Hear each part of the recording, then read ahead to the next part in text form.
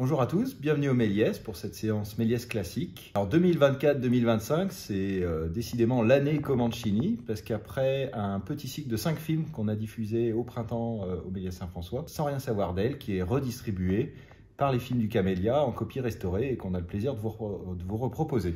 Le film sort en 69, et 69 c'est une année riche en films italiens. Il y a eu Les damnés de Visconti, il y a eu Dillinger est mort de Ferreri, Le Satiricon de Fellini. Il y a même eu un autre film de Luigi Comencini la même année, Casanova. Et au milieu de tout ça, Sans rien savoir d'elle est passé un petit peu à la trappe. Luigi Comencini n'est pas encore considéré à sa juste valeur. Le film ne sera pas distribué en France et il reste inédit en France sur les écrans jusqu'à sa ressortie cette année. Comencini démarre dans le cinéma en 1946 avec une série de courts-métrages et notamment son premier court-métrage qui sera d'emblée sélectionné au Festival de Cannes et qui va recevoir le ruban d'argent. C'est une des plus anciennes récompenses de cinéma européennes et c'est une des plus prestigieuses en Italie. Ensuite, il sera un temps architecte, critique de films et il va créer avec son frère Cineteca Italiana à Milan où ils réunissent les premiers fonds d'archives du cinéma italien. 1953, c'est l'année de ses premiers grands succès au cinéma.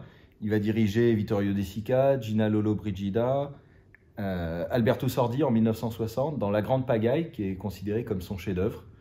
Et ses comédies, notamment, comptent parmi les plus grinçantes du cinéma italien. Mais il va aussi toucher au drame, au film carcéral, au documentaire, à la télé, au téléfilm.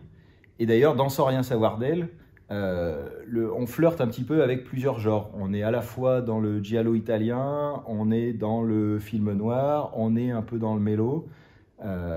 On est un peu dans le drame social aussi, qui va un peu se frotter à la société milanaise. Et puis il y a évidemment la musique magnifique d'Ennio Morricone et la comédienne, la très belle Paola Pitagora, qui est inoubliable dans ce film, contrairement au reste de sa carrière, qui va passer un petit peu aux oubliettes.